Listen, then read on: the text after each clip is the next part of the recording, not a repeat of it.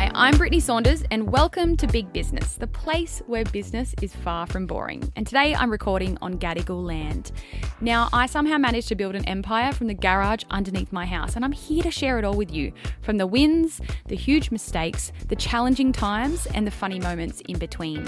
So whether you're in business already, perhaps you're not in the game at all, maybe you're looking for some inspiration, or you simply want to hear the tea, this is the podcast for you. Now, coming up on today's episode, I'm spilling the tea. It's the tea that everyone has been waiting for. So as a lot of you would know, for the last 4 or so months, I have been working on Fayt Adelaide, and boy, oh boy, do I have some updates.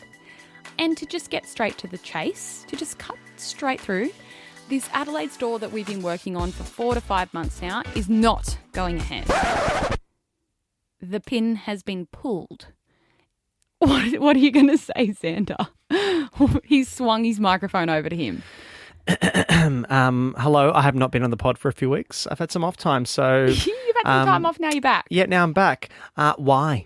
Yeah. What's going on? I'm going to tell you exactly why. You have a lot of Adelaide loyals. I know. Who are going to be screaming up a storm over this. I will say, though, okay, I'm going to tell you exactly what has happened, but I don't want everyone to think that this is me just giving up on Adelaide altogether. It doesn't mean I'm giving up on Adelaide. It just means this one store that we thought was going to be our store isn't going to be. And there's so many good lessons in this.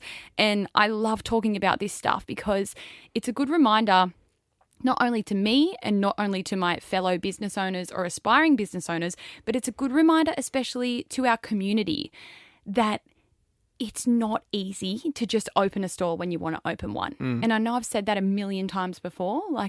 If someone's like, open a store in Canberra, I'm like, all right, give me 12 months and I will see if I can make it happen. I will see what I can do. Is this the first time that you've worked on a store this long to try and get it happening that it hasn't worked out? Yeah. So this is the first time experiencing this. Yeah. Every other store that we have pursued, It's happened. It's happened. Yeah. But I'm a firm believer in everything happening for a reason. That's why my business is called Fayt. And I think all of this has happened definitely for a reason. So let's just get into it and tell you why the store that we had in mind and have been working on for so many months now is not going ahead. My whole idea for our Adelaide boutique was that we wanted to do something a little bit different, and I've always had this vision of a Fayt store being in a house. You know how you see those little cottage boutique-y cute houses, but it's like a business. Sometimes it's more like a beauty salon or whatever, but I've seen clothing stores that's in a cutesy little house. That was kind of the vision for Adelaide, and because Adelaide has a lot of shopping areas that do have a mix of actual shop fronts, but then there's the house on the corner kind of thing. So that was kind of the inspiration for Adelaide, this cute little house, and we were going to call it the Fayt House or something. So I stumbled across this one cute spot and I saw it online, and I'll tell you what, every time we've opened a boutique store, every time I've seen it, I know straight away, when I'm just looking at it online. And when you're looking at commercial real estate online, it's the same as when you're looking at residential, you go to commercialrealestate.com. The same way you go to domain and realestate.com, but you can go and look at businesses. So I was just searching Adelaide and I found this cute house and I thought, yep, I fucking love the look of that. It looks great. The other thing is there's so much criteria that I require for a Fayt store. It's got to be a certain size. So we need minimum, I don't even want to say 150 square meters is big enough. We need more 200 square meters of space. And people always, when I'm talking about opening a store, they're like, oh, you should rent this. And they sent me a link. It's 80 square meters. It's I need so much more space than that. It's got to be the exact size for us. We can't just move into any shop that's any size. So I found this shop, this house thing, and I loved it.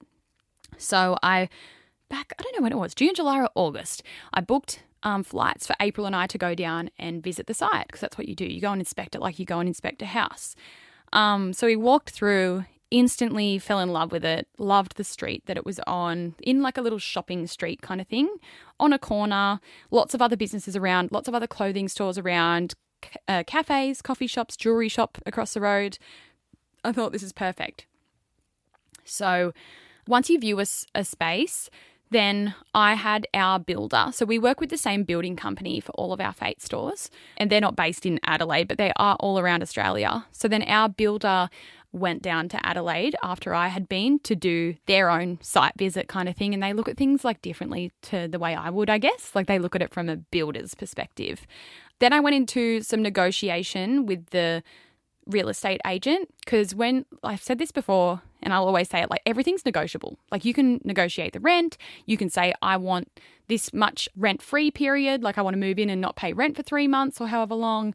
I want the landlord to contribute to the fit out. And you can get all this kind of stuff when you do a commercial lease. Like you can negotiate, and it's just up to the landlord what they're willing to give you, because commercial leases are 5 years long. So they're going to want to invest in you a little bit because you're going to be with them for so long kind of thing. So I did a couple of months of negotiation and I got to the point where I was absolutely happy with everything. I was happy with the rent price. We were going to not knock out walls on the inside, but we were just going to do some like cutouts to make some more walkways, because it's like a house. Like you walk through and it's like a hallway and then there's like all bedrooms off to the side. So we got permission off the landlord to create some cutouts just to open up those rooms a little bit so the doorways weren't like a single doorway. So we got permission to do all of that. Our builders like mocked it all up to kind of show, and we got approval off the landlord that he was happy for us to do that. We went through and checked that the property wasn't heritage listed, because it's like an old cottage kind of home. You got to check that kind of stuff, because some people have gotten into scenarios where they are opening a store in like a heritage building and they go to start cutting out walls and then, oh, hang on, it's heritage listed. You can't. And that would be fucked. So that was all good. And then another thing which I had to do was I had to submit a DA. DAs you have to do, even if you're like renovating your house, you have to put it through the council so that they know what you're doing kind of thing.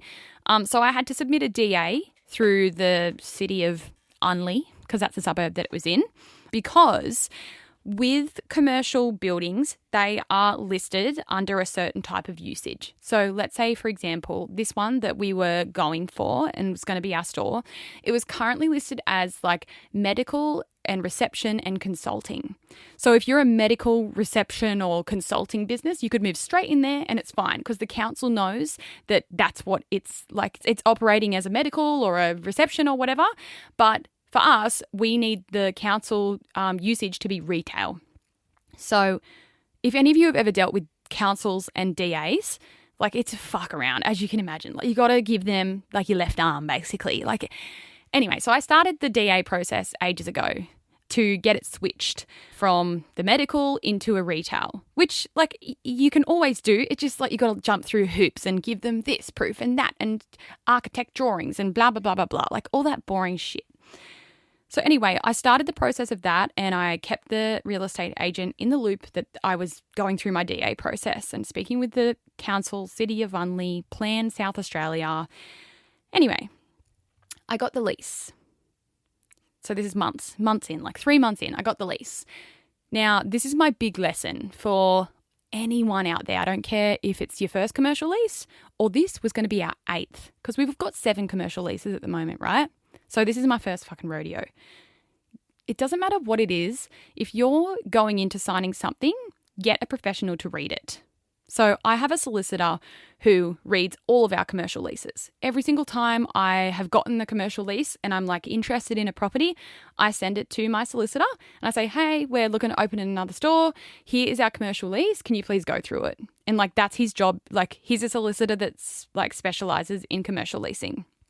So they go through it and it's worth every penny to pay someone to look at it, because they read the fine print and can find like if there's anything sneaky being put in there or whatever.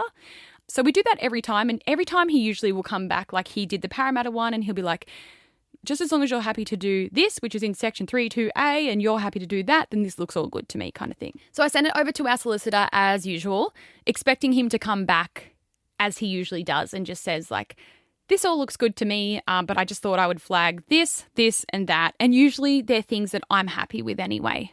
But there was one clause in the lease that he flagged, and it also didn't sit right with AJ and I.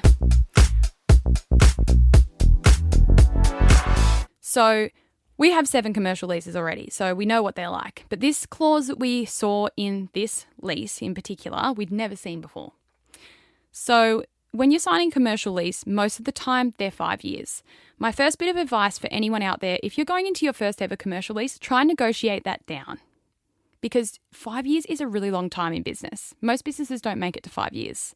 So don't sign something that long if you're not 100% confident in your business. Obviously, I'm confident in my business, so I have no worries at all signing a 5-year lease. But that's a scary thing about opening stores, and that's a scary thing that I think about as well when people say to me, open in Canberra. I'm like, are you still going to want to shop there in 4.5 years? Because I'm going to be there for 5, you know? But anyway, in any standard commercial lease, much like a home lease as well, if in the 5-year term we decide that we want to move out of there for whatever reason, like we need to move into a bigger shop or we want to expand or maybe the business has failed, if you break any commercial lease and let's say we break it 3 years in with 2 years remaining, just like if you moved out of a house, you have to find another tenant to take over that last bit of the lease. I'm fine with that. That is in all of our commercial leases. So the landlord had that clause in there, which I was fine with. Sure, if for whatever reason we have to leave, I will find another tenant. I've already done that once before with our last warehouse. When we moved out, there was still like a year or two left. We worked with a real estate agent to find another business to take over. But here's the kicker. The landlord had in there, and it's fucked up, the landlord had in there, if that happened and we had to move out for any reason in that 5-year term, and we then found another tenant to take over the remaining 2 years, 3 years, however many years. And then once we walked away, if that other business that took over the lease failed to pay their rent, I would be financially responsible. What? Yeah. That is wild. Yeah. Is that legal? So my solicitor was like gobsmacked at this because he specialises in commercial leases and he said, I have never seen this clause because it's like you can't turn your back and walk away. Like, yeah, it's like you're still locked in, you're essentially. still locked in, yeah. You're actually responsible for another business's rent. Financials. Yes. And so like he presented that to me and I was like, okay, what the fuck? And then I was thinking like more from my positive, like my mindset that I always try and have. I was like, well, like AJ and I were trying to like figure out if it was worth worrying about or not. Like, because I said, this is a worst case scenario topped on top of another worst case scenario.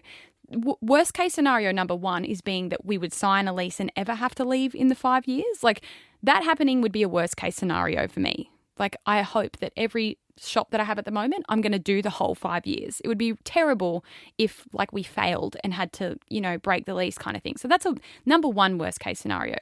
But then the second worst case scenario piled on top of that first one happening is that I find another business and like they're not a genuine business or like they fall short on their rent kind of thing. Because, you know, like we've already had someone take over our warehouse lease and they're fine. Like the business is fine and they're paying their rent. But like a business could come in there, know that clause exists and be like, well, we can't pay. So like stuff it. Exactly. They're going to have to pay for our rent. It's very weird. And so my solicitor said like, I've never seen this. And he tried to do a bit of research and I think that clause, and don't take my word for this, like allegedly, I think it's illegal in like New South Wales and Victoria to have that clause in there. But I think like, because each state is different. So I think in Adelaide or South Australia, this kind of clause is okay to have.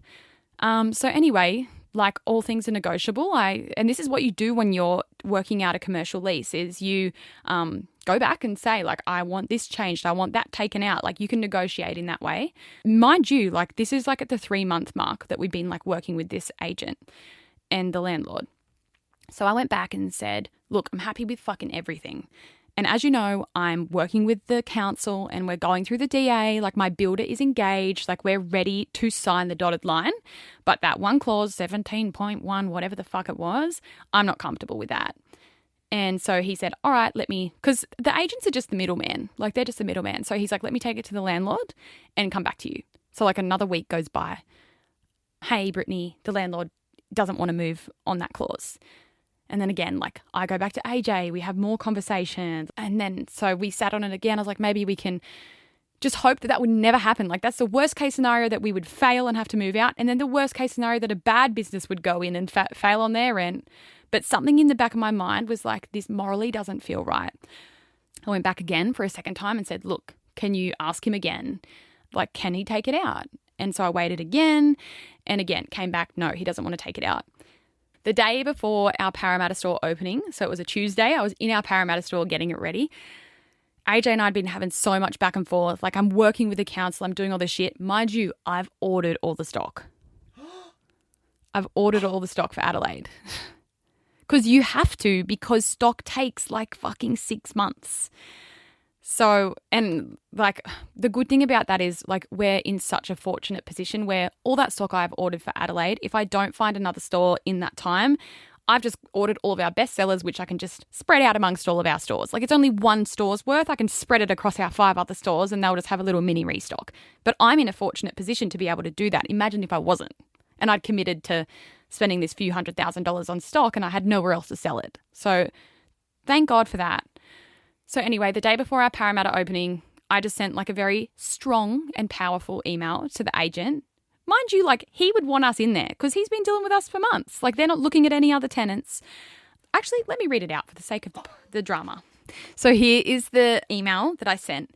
And I really want to preface this by saying I 100% respect the reason that the landlord may have this in his contract. Like, landlords can put whatever they want in their contracts. And I talk about this a little bit in this email, but I don't want anyone to think this is me like shaming the fucking landlord or the real estate agent. This is literally business and this is the shit that happens.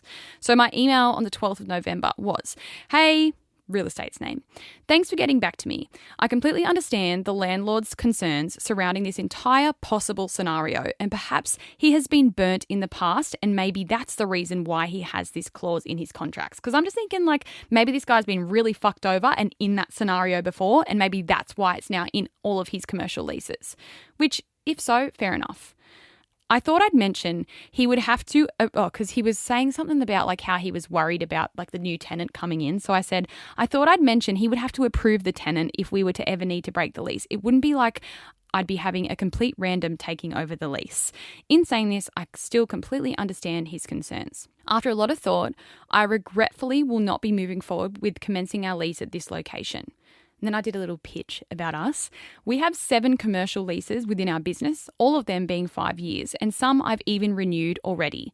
Within those 7 leases, none of them have this clause in place. I want to express that I have full confidence in our business. Our business and retail stores are absolutely thriving, and I can only be sure that if we were to take out the lease at this location, we'd be signing the 5-year option after a very successful first 5 years. Because just like side note, when you sign a lease, you get like a 5-year with then a 5-year option. So then it's up to you if you want to take the next 5 years. It's not like you get to the end of the 5 years and they go, oh, we'll see ya. Like it's the ball is in your court when you have that option. My reason for not moving forward any further is simply because it feels morally wrong for this clause to be in the contract. If the owner changes his mind at all, I will be right here waiting. As I have mentioned, we love the location, our builders are engaged for the project, we have the town planner and draftsman ready to go with getting the drawings done. Unfortunately, this one clause just doesn't sit right with me. Even though it's almost certain it's something we would most likely never have to worry about, the fact that it's in there just doesn't feel right. Thanks for your understanding. And I sent that and I was like, boom. Did you get a response? I did. Did you get a response that included the landlord's response? No, not really. Oh, bugger. So I got a response the same day. Hi, Brittney. I will need to discuss with the landlord and come back to you. So when I sent that email, I thought this is his opportunity to go, okay, fuck it, fine. Like, we're taking the clause out. And like I said in that email, like, this clause, like if we were to just take the lease anyway and move in, we'd probably never have to worry about it. Like touch wood, we'd have a successful 5 years and just never have to worry about it. And it wouldn't even matter anyway. But it's the fact that it was in there that just didn't sit right with me. And, you know, I was calling my friends who own businesses, and Wade, one of my good friends for over 10 years, he's like, fuck it. Like he was trying to be more like optimistic and like, Brittney, like if it was anyone else, I'd be worried, but it's you. Like just take it. Like you're going to be in there for the 5 years. But I don't know, just the fact that it's in there and it's not in any of our other ones, it just didn't feel right. And I'm like, I don't know if this is one thing that's in there. Like, is something else going to pop up in the future? Who knows? I mean, we've had discussions about contracts I've dealt with in my performing life, and there's certain things that I haven't been comfortable with that I've told you about, and you're like, you said to me, if it doesn't feel right, exactly. don't go ahead with it. Yeah, if there's something, and like, this is the other thing too, like, this is just something that's making me feel a certain type of way before I even got the keys. Yeah. You know, so you would have that gut feeling lingering there the whole time you were there. Yeah. And to be quite honest, that kind of stuff, it seeps into everything else. Yeah. So he came back to me that same day and said, because I was like, done. Like, I'm done. I wrote in there, you know, if he changes his mind, I'm right here waiting, because I knew they weren't talking to anyone else. They've been dealing with me for 3 to 4 months by this point. And I got that email back and I was like, here we go. He's going to fucking turn it around. I was like, perfect. I've got what I wanted. But he came back again like the next day and said, unfortunately, you know, he's not going to move on it. And I went back again. I said, I completely respect whatever the reason is that he has that in there. And like I said to the real estate agent, we might chat again soon. Like if I find another property that catches my eye. And that's it. Like, that's the end of the journey. And I think it's just I'm hoping that my community, like our Fayt community, is listening to this, because like people see us open a store and just think like it's so easy. And I have a whole other episode on opening a store. I think if you want to find it, it's called like why it costs $500,000 to open a store. I believe it is called that. Something like that. Yes. Take a scroll back and you'll find it. And in that episode, I outline every single cost that it costs to open a store, and it costs $500,000 at least to open one. And that's not including all this shit that I've just done for the last 3 to 4 months. Like, not only is it a $500,000 investment and I need to have that money available to pay, but then there's all this. It's not easy, and it's not like our community is always like, open here, open Gold Coast, open Darwin, open Tasmania, open Canberra. Like, it takes so long, and stuff like this can happen. Like, you can think that it's going ahead like I have been. The stock is ordered. We already planned that we're opening it in February. But then stuff like this can happen. Boom, the whole thing's gone. But that, again, is business. And, like, it's not easy. Like, if it was easy, everyone would be doing it. And if it was easy and cheap, I'd be opening up stores left, right, and center. But, like, this whole thing is a journey. Like, business is a fucking journey.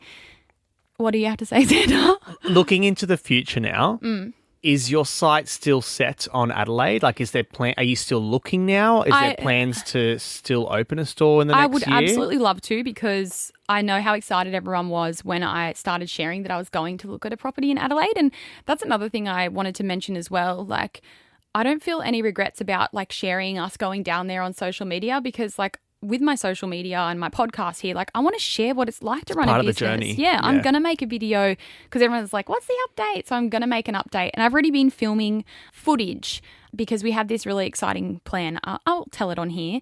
So I've been filming landscape videos of this whole journey. Like, instead of like your long skinny, we've been turning the phone sideways because... so foreign. Yeah, we've been turning the phone sideways because what we were going to do with this store, but I guess we'll still keep the footage and maybe use it if we ever do open an Adelaide store eventually, is we were going to make a movie and then hire out a movie theatre, and our community could come and watch the whole movie of the store process. Oh, that's so cool. And so I've got all this footage now that I'm like putting on hold.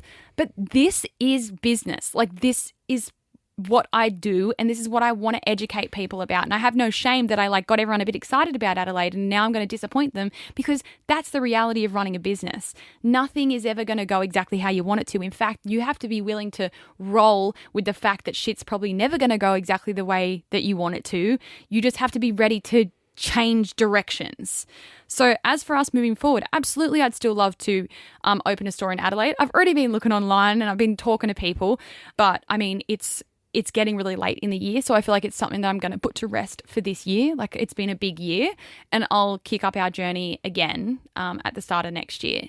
So that, my friends, is why Fayt Adelaide isn't going ahead for now.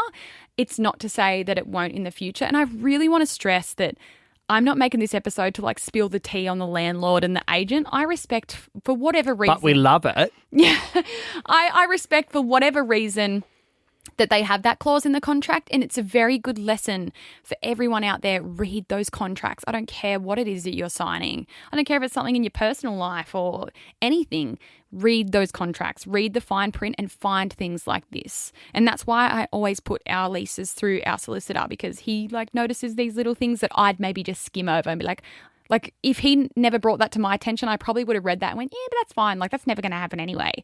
But then he was the one that kind of said to me, look, are you really comfortable with that? So yeah, that's the story on Fayt Adelaide. It's really sad because it was such a beautiful shop and it had 12 car parks out the back. It's just fucking perfect.